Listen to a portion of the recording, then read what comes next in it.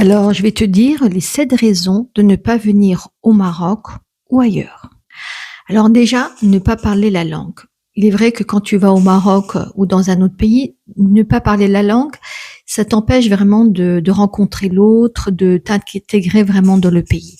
Donc il est toujours bon de parler quelques mots de la langue, comme bonjour, au revoir, pour vraiment entrer en connexion avec les Marocains.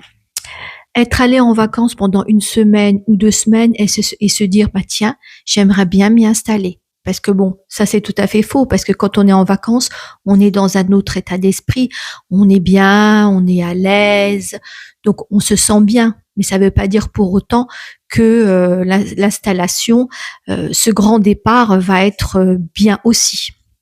Ne pas avoir une ouverture d'esprit, manquer d'humilité, se dire: «Oh ben, moi je me sens supérieur, je sais tout», et donc à partir du moment où on a cet état d'esprit, on peut pas rentrer en connexion avec les autres, faire des amis ou donc avec les Marocains, et donc ça empêche la connexion de l'autre, donc forcément, l'intégration, l'installation peut être très difficile.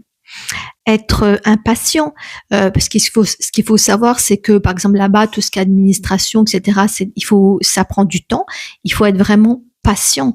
Et si tu ne l'es pas, eh bien, mieux vaut ne pas aller au Maroc ou dans d'autres pays du monde.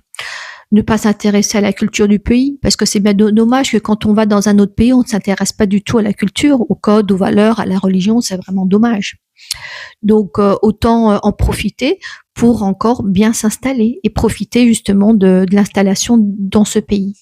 Et croire que tout est facile, tout est beau, tout est merveilleux, mais c'est totalement faux. Il y a des points qui sont positifs comme il y a des points qui sont négatifs.